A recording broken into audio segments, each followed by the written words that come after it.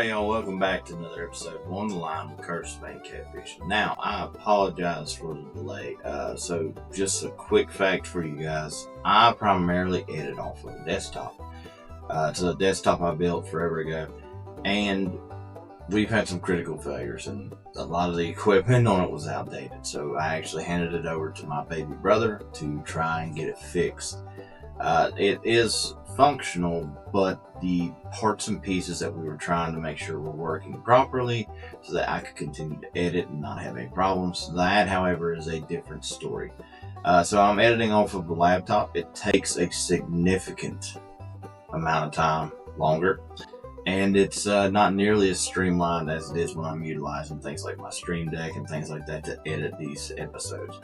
So in order to try and make it up to you guys, this particular episode is going to focus on a topic that people love to listen to. And I'm not entirely sure why, because it's one of my least favorite topics to discuss. I do have some actual full-length content that is in the works right now. We're just waiting to finalize a couple details, but you'll be seeing more of that closer towards the weekend. I am currently filming this. It is 8:45 at night on the 10th.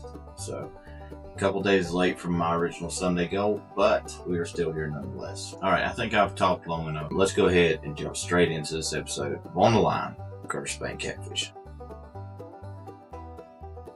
Today's topic is actually one that I've actually covered a couple different videos on, like actual videos where I went out and I explained what I was talking about. We're going to focus on wintertime catfishing, not bank catfishing, boat, just wintertime catfishing as a whole.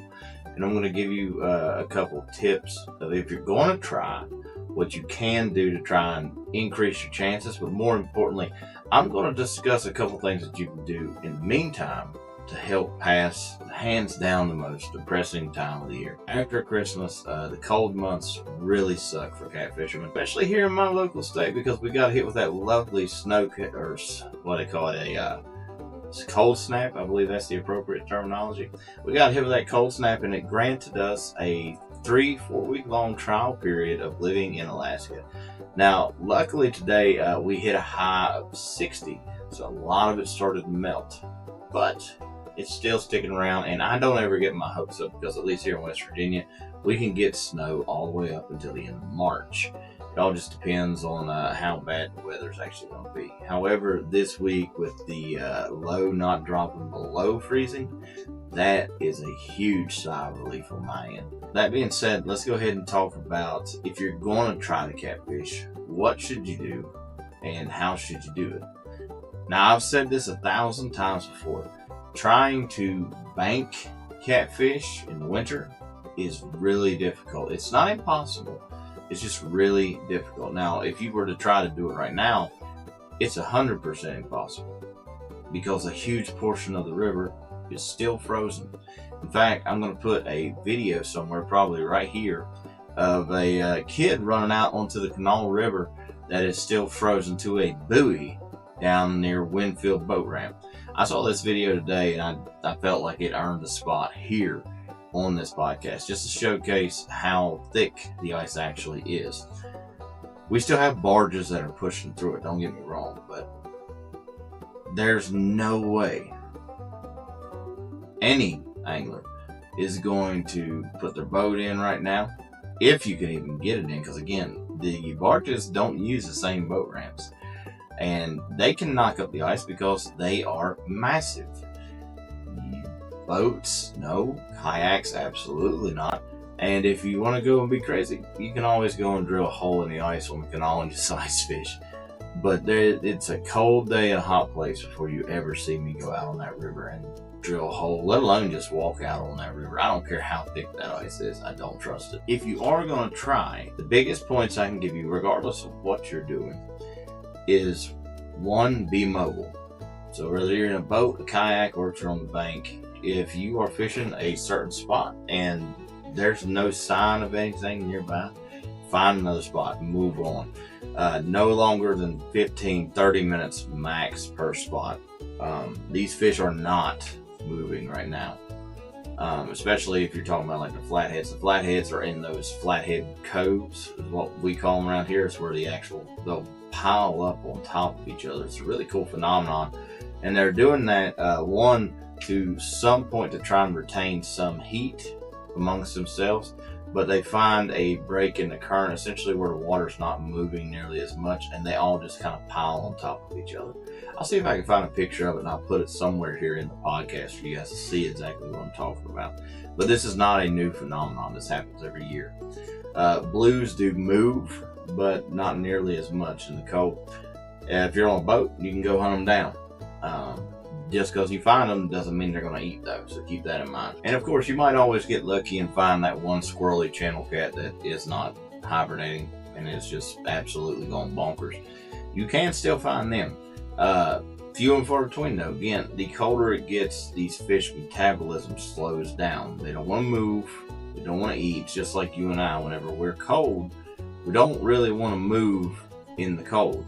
We don't want to do anything. It's almost like the fish feel the same way we do. The fish become depressed during the winter. The next one, and you've heard me say this one plenty of times, downsize your bait, downsize your rig, downsize your setup. You can go as small a hook as you'd want. Personally, if you're just trying to catch fish, yeah, I mean, go crazy, go 2-aught circle hook.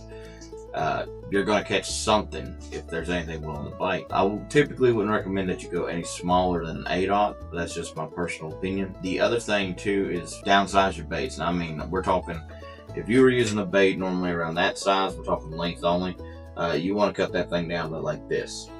And there's 2 reasons behind that. One, because bait can be difficult to get a hold of this time of year, especially if your river is frozen solid. You downsizing the bait makes it a little more appealing to the fish because they are not going to have to work for it nearly as much. They aren't going to have to fight with it. They're not going to have to force it in. It's just one quick inhale and the fish will eat it. Elephants eat peanuts, man. Small baits work all times of year, but during the winter is when they really shine.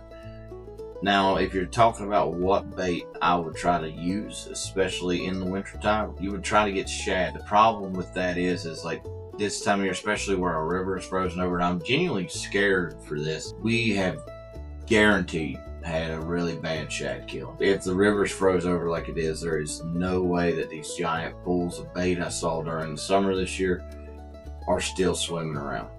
So I'd say we're going to take a hit on the bait this year, or it could be a phenomenal year, but more than likely I'd say it's going to be a big hit. We're going to try to use shad if you can find them. But again, here on the canal right now, at least the upper pools, you have no chance. You've still got, again, anywhere from 4 to 8 inches of ice stacked up on top of the river. So downsize baits, downsize hooks.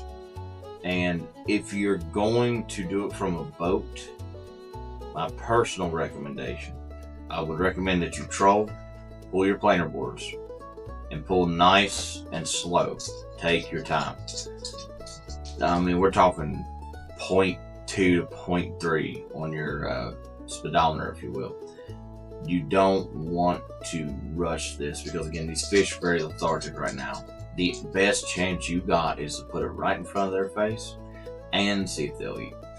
But even then, your chances are still relatively slim to none. Wintertime fishing here in West Virginia can be really brutal, especially when you're having a winter like we're having right now where the river freezes over. That's really difficult to work around. We do fish in the winter. In fact, I'm actually known for taking a New Year's fishing trip with my buddy Aaron, go to the Little Canal. We did not do it yet this year. That's not to say that we won't do it, but it's on the schedule. We'll get it as soon as, everything thaws out. When it gets to be this time of year, and when fishing for catfish is not an option, one, I need to point something out. You can target other fish. There are fish that do bite this time of year. One that is particularly predominant in my mind is obviously trout. So the West Virginia DNR has already started stocking a lot of the local lakes, some streams, not too many, but a few here and there. And fun fact, one of the YouTube videos that'll be coming up here before too long is actually going to be a weekend-long camping trip of me trying to achieve that trout slam, working towards the West Virginia Master Angler plaque up at the Cranberry. I'm going to bring my hot tent, and I'm going to go and I'm going to stay a weekend and try to see if I can knock the trout slam out in a weekend. The goal is to get the Master Angler plaque. Now, I've got as long as I need to get the plaque. However, I'd like to knock as many slams out in the first year, if not all of them, if I can. So you can go after trout. And now closer towards spring, when the river's not freezing up, you can go after one of my favorite fish of all time, and that's walleye. And the reason I say they're my favorite fish of all time, one, they are a blast to fish for. We've got plenty of videos here on my YouTube channel of me and my brother and my dad fishing at the locks for them. You can actually troll for them. You can fish for them out of a boat. And they are hands down the most delicious fish in the river. And I will argue that till I turn blue in the face. And believe it or not, a lot of people don't know this. My second favorite fish, eating fish, is actually a bluegill. A lot of people don't really realize you can eat bluegill, but they are absolutely delicious. In fact, some people say, oh, well, they're like a crappie. No, I prefer bluegill over crappie. If you ask for my rating, it would go walleye, bluegill, and then catfish. That's my rating. During the winter, if I'm not chasing walleye, if I'm not chasing trout, I will do some occasional winter hunting, whatever's in seasons, typically squirrel or something along those lines. I'll try that out for a little bit. Wintertime is a perfect time for someone like me, so I pour all of my own sinkers. I pour my own lead, I clean it, I do all that. Wintertime's a perfect time to go ahead and start stocking up for the spring and the summer. So I'll spend a lot of time pouring lead out in my shop and getting everything I need ready for whenever I can actually go out and fish. The other thing too is I'll spend a lot of time this time of year actually pre-time the rigs that I'll use on the yak, or if I'm fishing on somebody's boat that I'll carry around with me, and I keep them in a little Plano box. You guys have seen them. I think they normally use them for either soft plastics or some cases, I guess, holding line. I fill one of those to the brim with different rigs that I have pre-tied, so that way when I'm on the water, I'm not wasting any more time tying them by hand. Now I say that, but the reality of it is something about tying them when I'm out there, especially when we're catfishing, we're waiting for another fish to bite. It really helps to pass the time, and it makes me feel productive all at the same time. During the winter, I'm either chasing trout, chasing walleye, I'm winter camping, I'm winter hunting for whatever's in season. I'm planning trips to go on during the summer, so I try to coordinate with other content creators of who I'm going to meet up with during the summer, who I'm going to fish with, and in this particular year, I'm planning my route. What I mean by that is I got to chase a bunch of different kind of fish in order to work my way towards this Master Angler plaque. Fun fact, if you look behind me on the wall, you'll actually see there is a St. Croix's Muskie Mojo rod. My buddy Aaron gave me that probably about a year ago, and muskie is one of the fish I have to catch for the Predator Slam. I have full intentions of using that rod Aaron gave me to accomplish that. I think that would be a pretty cool little sentiment and a plug for Aaron. And that's the other thing too, before it gets completely spring, I'm going to start chasing muskie, because I'm told this is the time of year where I need to try to do that. There is a buddy of mine whose name is Braxton. Met him sometime last year during the bank tournaments. He's got a wonderful story to tell. In fact, I may try to bring him onto the podcast at some point so he can tell his story. He actually recently moved back here to West Virginia, and he has his own boat, and my understanding is the dude knows where I can find some muskie, and he wants to make some content together, so by God, we'll knock out two birds with one stone. Still got to reach out to him, confirm some things, but we'll approach that whenever it comes. Guys, really quick, this is just a short, sweet episode, and I apologize for the delay, and I apologize for how short this episode is, but it's just because I'm working on something a little bit bigger right now. So that's a short, sweet episode. I know it's not much, but I hope it's enough to hold you over at least for another week. We have more content coming, just bear with me.